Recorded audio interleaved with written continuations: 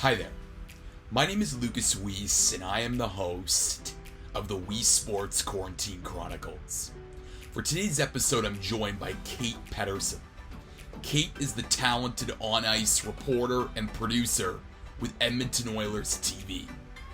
In this episode, I chat with Kate about her sports media career, her various stops along the way, what goes into being a successful sideline reporter, and her advice for young journalists about creating opportunities. The Weesports Quarantine Chronicles is available on YouTube, Apple Podcasts, and Spotify. So make sure to like, rate, watch, and subscribe to all three of those channels. Now let's get to episode 48 with Kate Pettersen of the Weesports Quarantine Chronicles. All right, on today's episode of the Weesports Quarantine Chronicles, I'm joined by Kate Pettersen. She is the Edmonton Oilers reporter for Oilers TV. Kate, welcome to the Weesports Quarantine Chronicles. How are you? I'm great. Thank you so much for having me. It's fun to come on. Yeah, absolutely. And it's crazy because someone told me this week that it's been over 100 days since the sports world shut down, which to me is crazy.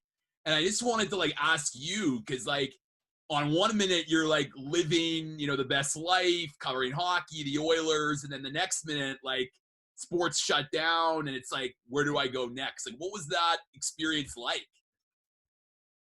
It was crazy. Honestly, things shut down. I had moved across the country for the job, for the season. That was my contract. And I did that at the end of October. I missed a few weeks of the season. So when things shut down, we immediately went into quarantine because I'd been on the road trip prior to the shutdown. So I was in the US with the team March, I believe, 1st through 4th. So right before things shut down. And we kind of did our 14, 21 days. And then it looked like there was an opportunity to head home. So I packed up everything and drove across the country because it wasn't a point where I thought it was safe to fly. So I just got in the car and drove home, and we're all kind of waiting out the storm. And for someone with my personality, I love to plan and be organized. So it's been a real test of how I can modify what I'm doing to kind of cope with a complete inability to plan anything, because it's so much bigger than me and my individual plan or job or role, etc. Oh, absolutely. I mean, I think every sports journalist right now is feeling that same way. It's such a fluid situation. And I think we thrive off of okay, we're always on the go. For you, in this job, you're on road trips, traveling city to city, covering different sports here or there. But I don't know, we talked a bit about it off the air, but it's just crazy how in these subsequent months since the shutdown, you become actually more busier and people are doing Zoom calls. That becomes the new norm. So it's just crazy how the whole media landscape has changed, just with this pandemic. For sure. And I think if you're working in the sports world, you're kind of programmed. I would say most of us are programmed the same, that when we're not going 100 miles an hour 24/7, that feels more weird than, going 13 days without a day off and being at the rink 16 hours a day or the stadium or wherever it may be. So for me, that was the hardest part up front was, whoa, we're not going that quickly and there's not really anything to do but wait. So now that I've kind of, it's ebbs and flows, it comes and goes in terms of the stress of that downtime. But I kind of had a moment with myself where I was like, okay, when I'm working, I have no time to do X, Y, and Z. So I'm going to put all my energy into doing those things. So for me, I'm riding horses right now, living at a friend's farm and actually helping her keep show jumpers fit because there are no horse shows. So I'm riding horses all day, every day. I'm trying to get my golf game back in shape and going to the gym a lot. And I kind of just, after a week of, this isn't great, I kind of turned it around and I've channeled it into doing all the things I wouldn't have time for and I won't have time for whenever we get back to that nonstop work routine that I absolutely love. So you mentioned that, you become the Edmonton Oilers sideline reporter end of October, and, we'll get into some of your, other career stops in a moment, but like, that just seems like, a job that, again, like just consumes you, because it's like, you're at the rink, you're building those relationships, but it also at the same time feels like just the thrill of a lifetime to be able to cover a team that, as you know, like is, one of the best young teams in the NHL right now. Yeah, it was a crazy experience walking in the door. Previously, I'd done a lot of CFL. So to walk into Rogers Place and just see the caliber of an NHL club and all of the things that came along with the role, the Oilers, we are top 3 in most categories across the league in terms of video, whether it be views, starts, etc. So for me to walk in and have those resources that we had. Now with the Argos, we had a little bit of MLSE's resources, so that was sort of my first taste of it.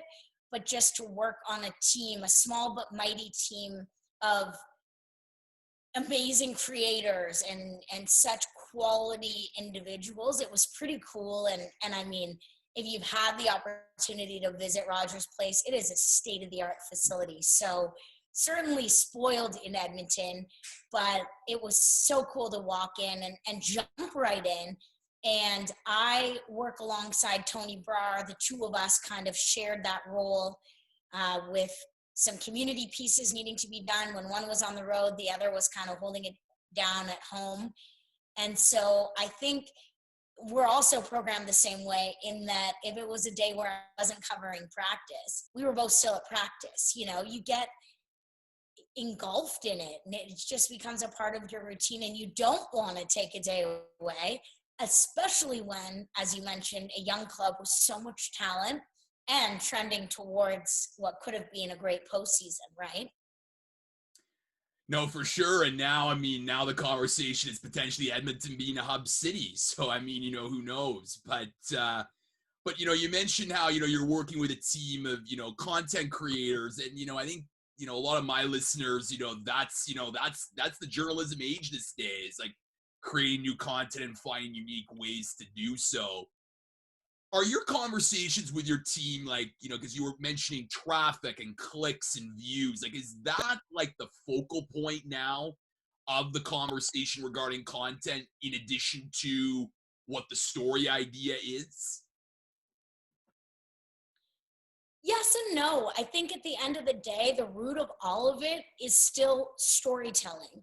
And I think one of the aspects, the challenges that comes with the NHL is there is a lot of red tape, and players are protected, whether it be with their own endorsements, through their own agents, separate to whatever goes through the club, and also the demanding schedule. It's a lot of games, it's a lot of travel. So it's kind of picking the right moment to put in a bigger ask that maybe is a sit down or a formal interview on top of the regular content. Because with the Oilers, we were doing a piece. Oilers Today was every day, whether it be a practice pack or a pre and post game report if it was a game day. So it's finding ways to make those regular pieces really unique and creative, but also finding those little moments where you can sneak in and do something fun or push the boundaries. And, one that comes to mind is we had a lot of fun with Movember. And that's stuff that I love. I love those creative bits and really challenging the players, to get past those cliches and have a little fun with it. And that's a subject that naturally they all love to talk about, and they tease each other for growth or lack of growth, with the mustache, and a good cause as well. So I think that we're very proud as a team of those numbers and where we stack up. But at the end of the day, the number one priority is creating exciting, engaging content and telling unique stories. And it's a challenge to find ways to do that within this structure and the program and the schedule that we have. So Yeah, it's definitely the cherry on top. We definitely like those numbers, and it makes you proud. Mm-hmm. Makes you feel good when, you've gone 2 weeks with 16-hour days and it's been crazy, or we land at 4 a.m. and you're back at the rink at 10. It makes all of that worthwhile when you see, the fans engaged, the fans loving it, and the numbers speak volumes. You mentioned that, Movember story, and, it's a great story. And I find as well, like, when players can let their guard down a little bit and not, just you show their, human side, I think that's what's really, impactful. But is there a moment, Kate, that stood out to you, during, the season, where, that just, allowed you to, really utilize your skills, whether it was a story, an interview that, was a real memorable moment from covering the Oilers? On our trip to Toronto, Mm. I had pitched a couple of features, and features are tricky. It's Mhm. hard to find time to get the guys in a room and to get that, the 20-minute window as opposed to the quick hit or a scrum. We scrum all the time. So Toronto in January, not only was it a really exciting win, we all know Connor McDavid's goal. I mean, there were so many great things about that trip, beating Boston, etc. But that was when I started a piece that one of my coworkers, Mojo, actually edited and produced. And it was with Dave Tippett. Now, to get a head coach like that, I've worked a lot in football. I've dealt with a lot of different coaches, but he's a special, special individual because he's as genuine as he seems. And I think that's, you don't take that for granted. He's genuine in his answers. He gives you good answers, and it's just so nice. So that was the start of a piece called The Builder. And it was a lot of moving parts. So we sat down with Dave Tippett, and from there, we took it and we picked 3 players to speak to a few weeks later. And that was probably the first time I really got to sit down with someone, either a player or a coach, directly with the team, and do what I am proud of being able to do, and that's pull out some of the genuine, get that guard down and really work towards pulling out some of those organic and nice moments. And so I was really proud of that piece, and Mojo did a fabulous job putting it together. But I remember the second part of that was we talked to Mike Smith, Ethan Bear, and James Neal. And I remember sitting there in the one-on-one with James Neal, and he just said, I've played for Dave Tippett for a long time. He's an amazing guy, and I've never won a Stanley Cup, and neither is he, and I can't wait to do it with him. And it was just one of those goosebumpy moments. It was like, that's the line. And so I love that stuff, and that was for me.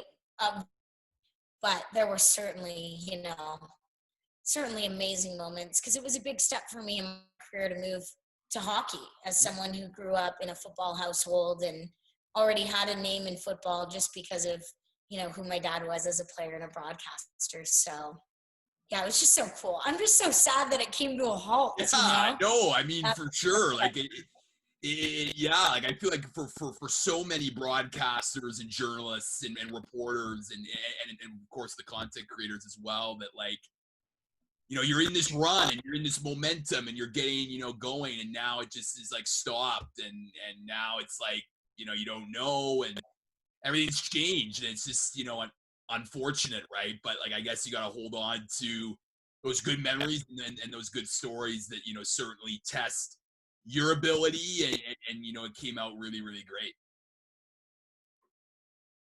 Yeah, such a cool experience, and I know there will be, more stuff down the road. I wanted to be a part of the entire season with Edmonton, but I was there covering a mat leave. So definitely a big move, knowing it was a 9-month contract, but certainly an unbelievable growing experience. And for me, I used to cut ins and outs when I was editing. I got there, and I'm going to pump Mojo's tires again, but I nicknamed him the professor.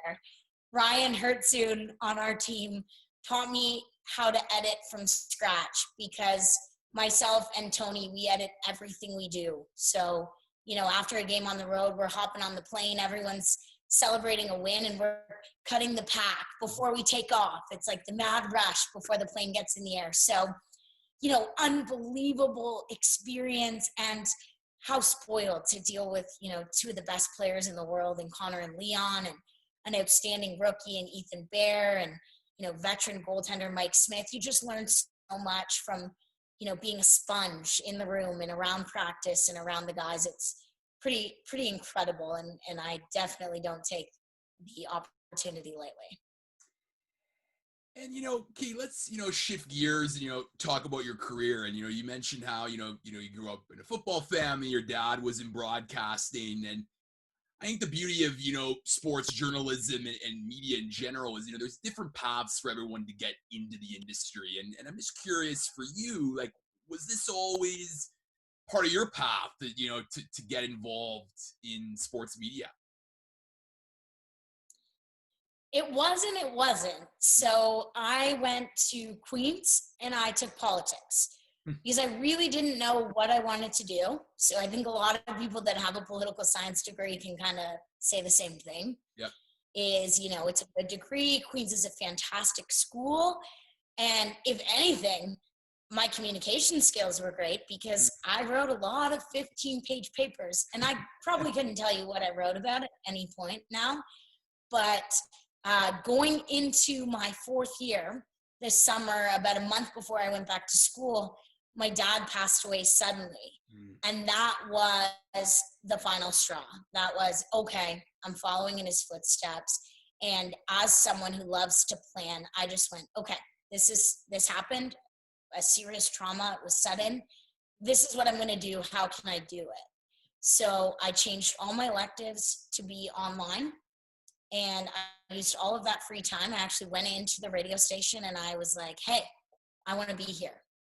What can I do? And it started with hosting a student show on Sundays, or being a guest host. They let students rotate in. And then I actually joined the morning show once a week to give dating advice. I probably couldn't do anything right in the dating world on my own at that point, but I Googled tips. And I was helping one of the hosts get a date on Valentine's Day. But you know what? This business is all about getting repetitions. And, right. You just continue to get better and better as you do that.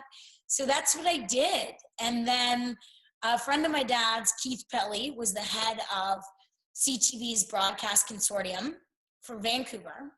And about 6 months before that, he said, "You're coming. I have no idea what you're doing, and we probably can't pay you." And I was like, oh, sounds great. I'll be there. So I ended up working 3 serving jobs over the summer, saved money, flew out to Vancouver, sublet an apartment on my own, and I was an intern until the night before the Olympics, when they came to me and they said, "We've got something for you. We need you to come into our office." And I'm kind of like, can you get fired as an unpaid intern? Like, what did I do wrong? And I had literally been putting staplers, pens, paper, stocking the control rooms. This one needs 5 highlighters. This one needs 3 staplers. Like, absolutely a gopher. And they said, "We've got a segment. You're going to go to this place tomorrow morning and you're going to be on air."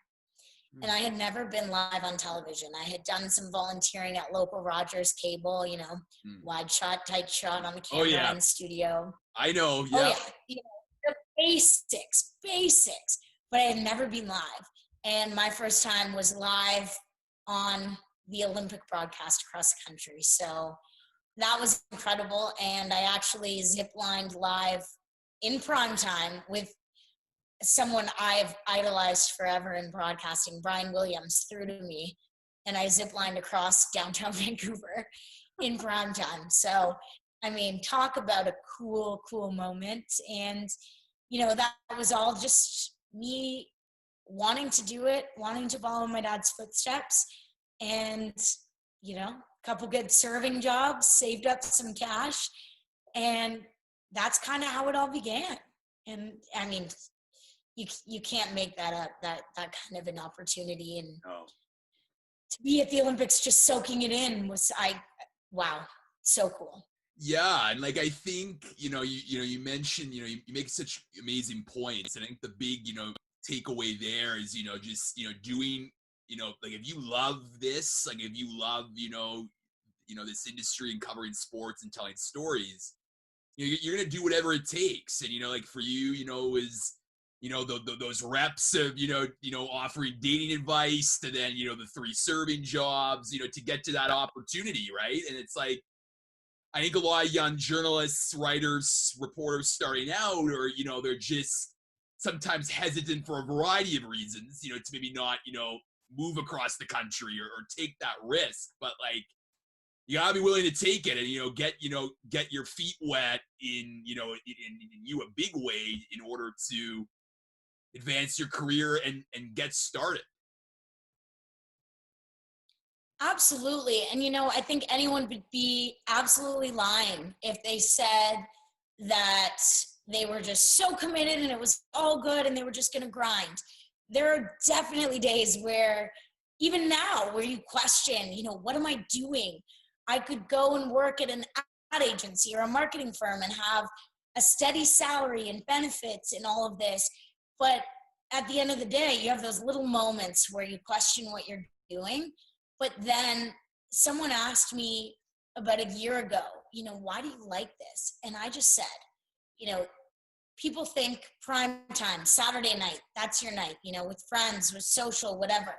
Not once have I stood on the sidelines at a stadium, in a rink on a Saturday night and thought, shoot, I'm missing this party, or I'm missing my friends, or I am so in the moment and so happy in those moments that, you waver a little bit because it is hard. And, after the Olympics, my first real job, I moved across the country to Regina, Saskatchewan to be a morning news reporter.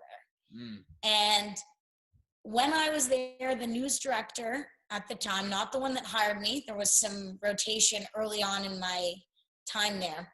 He sat me down and he looked at me and said, I do not believe someone without a journalism degree has a career in broadcasting, will have a future in broadcasting. And I channel that. I take that and I'm like, chip on my shoulder, let's go. Because, I just thought, who cares what you have on paper? Yeah. If you work hard, if you, lean on guys, I mean, right now I got the chance with our broadcast team, Jack Michaels, Bob Stauffer, such generous guys with their time. I mean, you can't say enough great things about Gene Principe. I flew on a couple of charters next to Louis DeBrusque, who is an absolute hoot. But also, a wealth of knowledge. Kevin Quinn from Sportsnet, getting the opportunity to sit on those planes on the road trips. Just, if you are willing to soak it all in, to sacrifice things that you might want to do, sacrifice financially big time, because a lot of the stuff you have to do to get off the ground is for free. Or you're giving up some of your personal life. And I think if you're willing to do that without even thinking, then you're totally doing what you want to be doing, for sure. But there are definitely people along the way that, make it difficult, that, make you question what you're doing. And if you're willing to hustle and grind, then I say go for it. And if you're, at the end of the day, if the biggest paycheck in the world isn't your number one priority, but being happy and enjoying the moments and the process, then do it. I love it.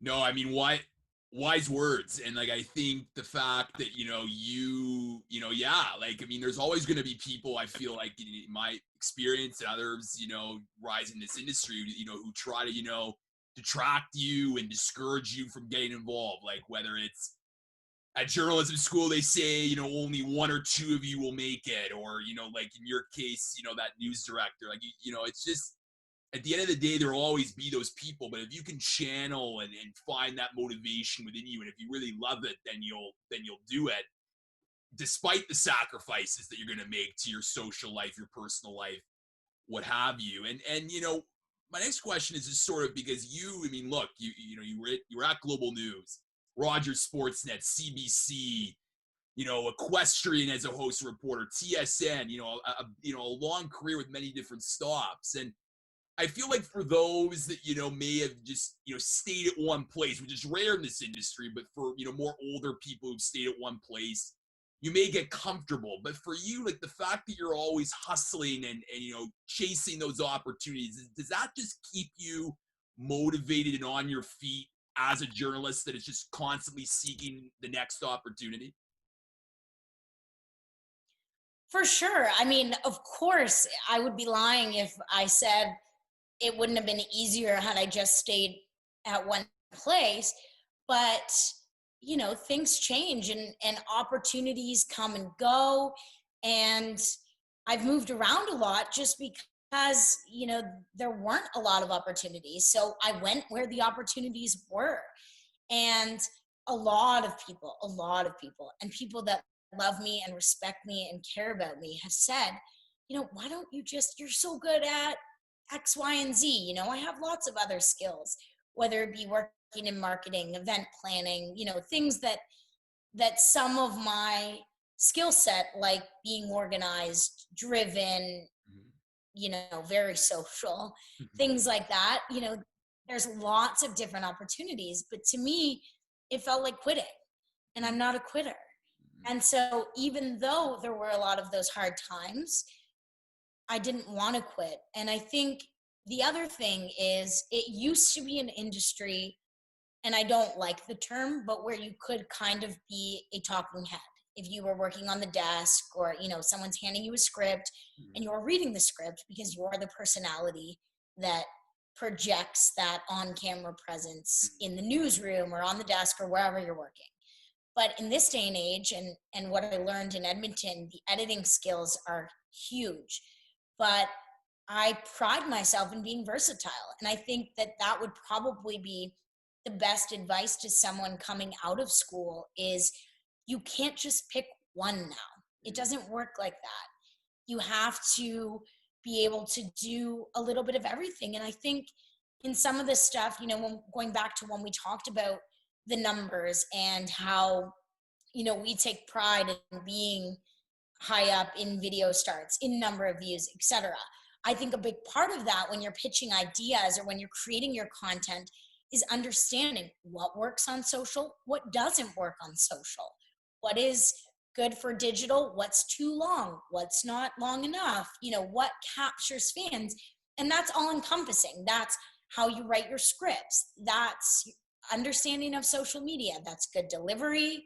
And then that's, in my case, my camera team knowing how to get a really great shot, proper lighting, etc. But I learned all of that from writing scripts on the row at Sportsnet, my experience on the desk at CBC. It all just comes together.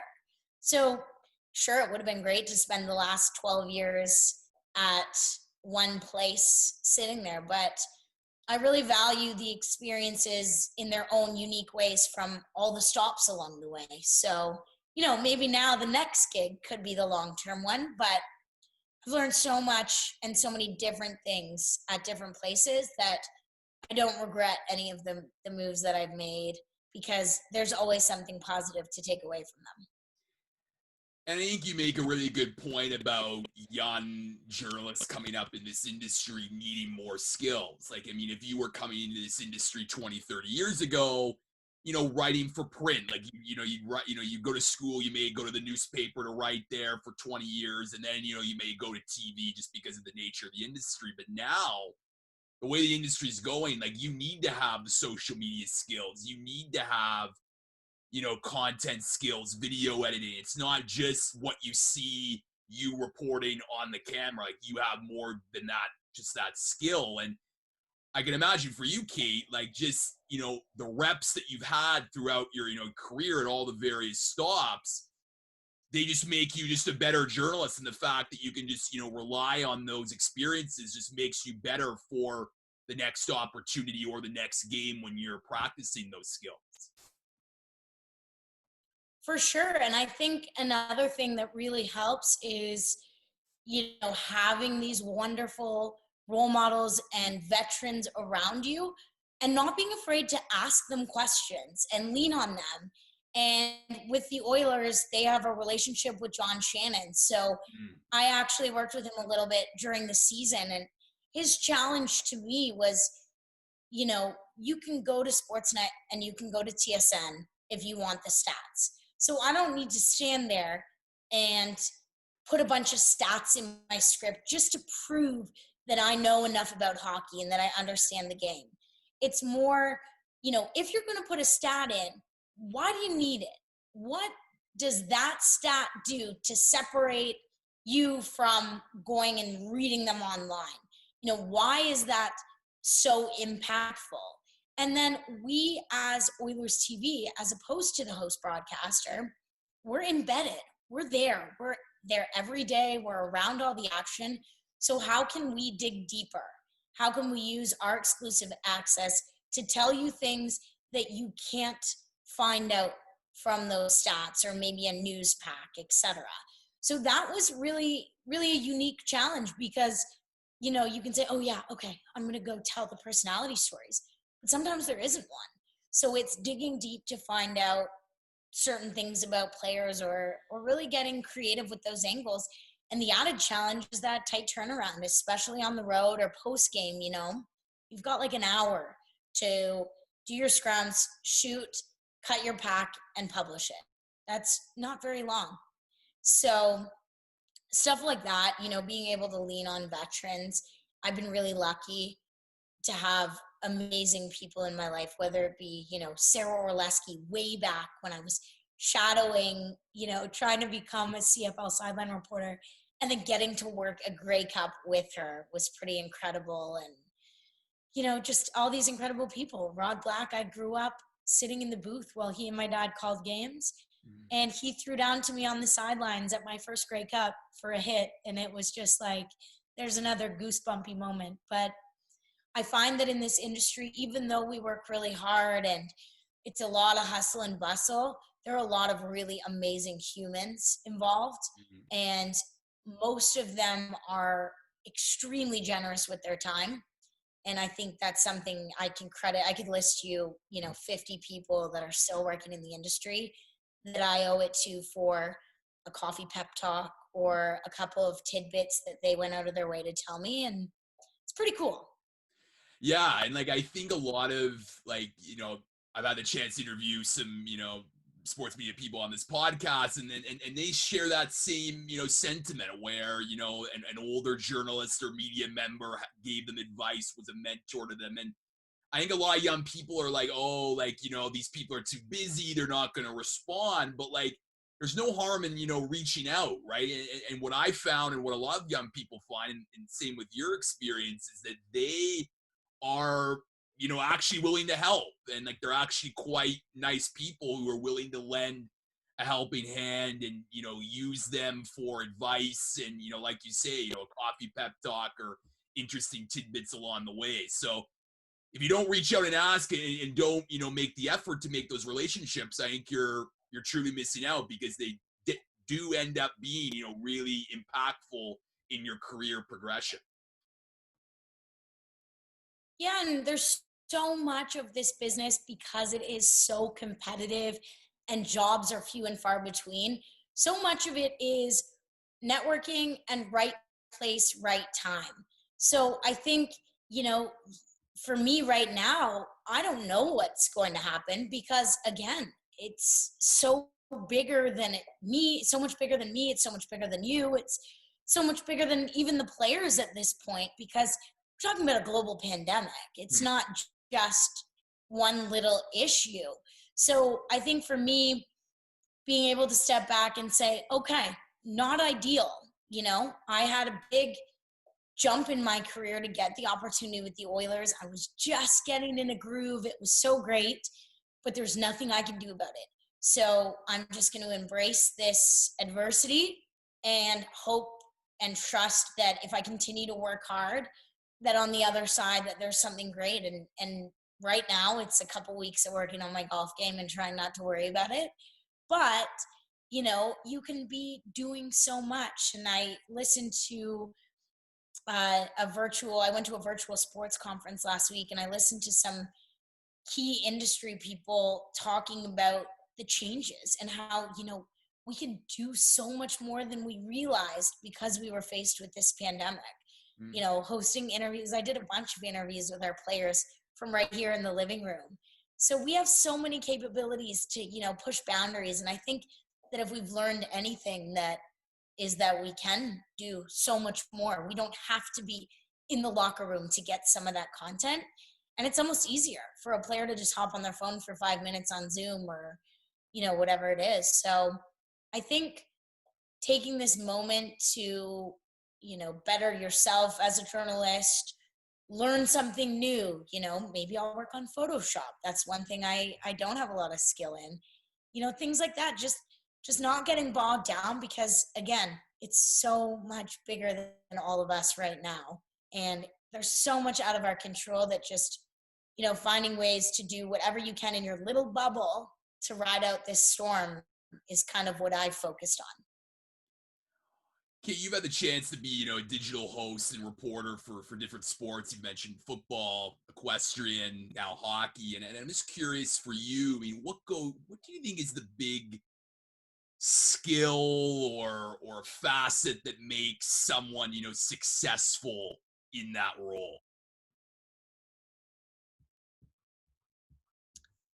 That's a tough one, because I could say there's a couple of things, but I think not being complacent. I think always trying to better yourself. I think it's easy, especially, I was with Toronto in different ways for 4 years. It's easy to, cruise along and do what you know how to do and continue to do it. But something for me in particular that plays into my favor is I am very creative and I love pushing those boundaries. And, if someone says, oh, we only do, a scrum for this, and I'm kind of like, why can't we do, this? Or how can we take this player? Why don't we want to do an interview in the stadium all the time? Why can't we go to this restaurant, or let's go to this park? Or, mixing it up, taking someone out of their element to try to challenge them to let that guard down and things like that. So I think it's easy to get comfortable in a role. So not being complacent is really key in pushing yourself and being better. But I think too, just being a person, and that might sound silly, as basic as it is, but I know that a lot of PR people have to protect the players and respect them and control requests and all of that stuff. But at the end of the day, they're people. I remember at Rogers Cup chatting with Bianca Andreescu before it all went down. But, we were in her hometown in Toronto. We didn't need to talk about tennis or the draw or what was going on. It was, you're sleeping in your own bed. Your mom's cooking you food. And you're in your hometown, for people that are coming from out of town. What do you love experiencing in Toronto? What part of this is special to you? What are you most looking forward to? Things like that. So, the human aspect is so big. And I think sometimes we get so locked into, this was the score, these were the stats. So I think keeping that in check, you're a person, they're a person, we're just people chatting. So I think that does make you successful. And I mentioned it before, but that's where Brian Williams, long time TV personality here in Canada, such a vital part of all the Olympic broadcasts for so many years. That's one thing he's been so good at. And I think back to Michael Landsberg when he had his show Off the Record, he just finds ways to, bring the personality out of people. And he was a mentor growing up. And, I think that's one of the biggest lessons I've learned is you have to be personable. And that makes you so successful because, the players respect you, they trust you, that you're not going to put them in a position that they're uncomfortable with. And if you're genuine, I find you get more genuine out of them. Mm-hmm. No, I mean, that's like very, very good advice and like very true, because I think that, look, I think a lot of journalists sometimes they get into this sort of routine and they think all these athletes are giving, robotic, the same answers. But like, again, it's all about bringing out, the human side in these athletes, and they are people. And I think that, like, as much as this industry, they seem like, wow, I mean, they're playing for the Leafs or the Oilers, or they're a big tennis star. Like, they are just people in the end. And if you treat them that way, you then can lead to, obviously, more human answers. And I think that just speaks to building relationships as well in the industry. Like, don't feel discouraged just because, someone is this high up reporter. You just treat them as a human being, introduce yourself, interact with them. It can then lead to opportunities. Yeah. And, when we talk about veterans and people you have the privilege of being around, I think back to when I first got to Edmonton. Hockey's a whole other worm. It is so different than being in a football room. Going into that dressing room, the energy's different, the players are different, they act differently, their answers are different. So I remember a couple weeks in, I leaned on Jack Michaels, who is on our broadcast team. And I said, Jack, this is so different than football. Football, we go in the room and they're all in there and they're all laughing. And how do I build these relationships? And he said, take every moment you can when you're in that room. If there's a guy sitting in his stall just hanging out and you're waiting for another player to be brought out, go and introduce yourself. Spark up a conversation, whatever it may be. Take 1 minute. And I started doing that. And I think that was simple but brilliant, because then you're not just a stranger shoving a mic in their face. You're Kate from Toronto. Ryan Nugent-Hopkins has racehorses. I love horses. So I mentioned that to him. He said, oh, you're going to that race on the All-Star break? And I was like, yeah. And he's like, oh, I've heard it's amazing. It was nothing.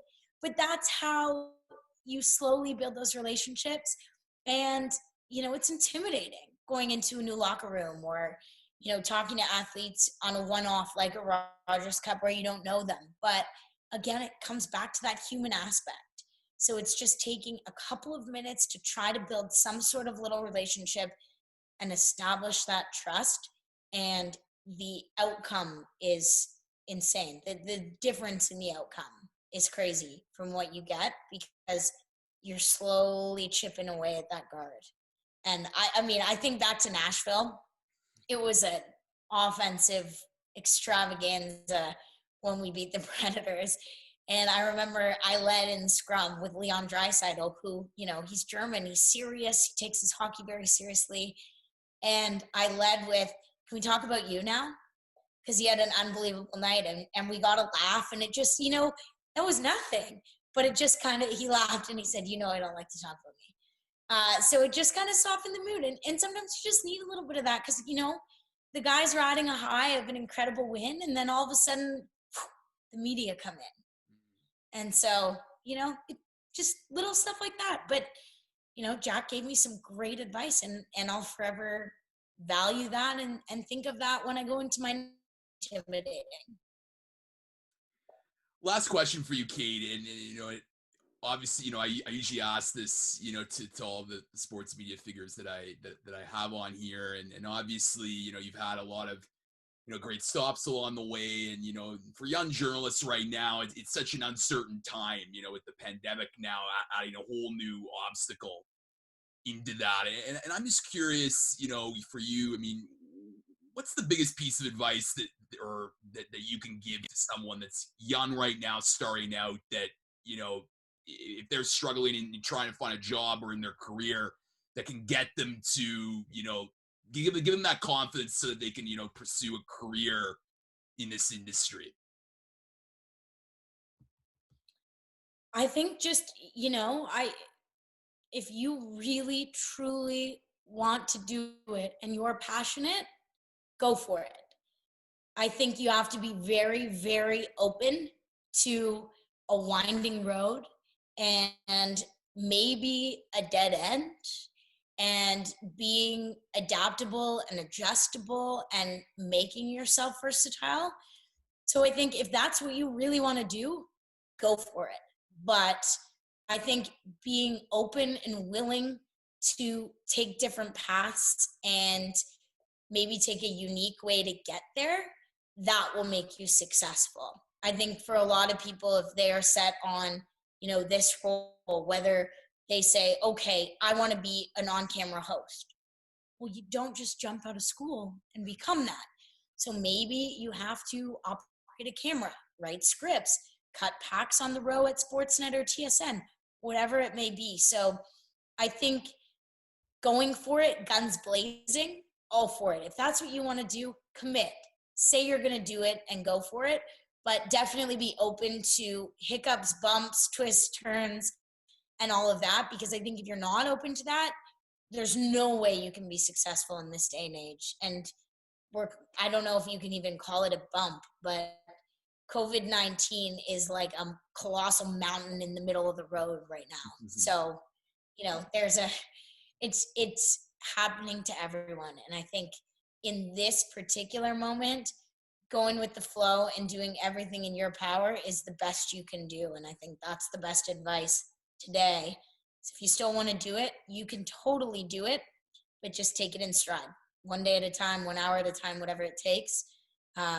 Sports will turn around. It might be different than what it's always looked like, but, sports is, it's what makes me tick. It's what I love. And I think there's so many people that care so passionately about sports that there will be a future, whatever that looks like. Kate Pettersen, she's the Edmonton Oilers reporter for Oilers TV. Kate, thanks so much for joining me today on the Weesesports Quarantine Chronicles. Thank you so much for having me. That was fun.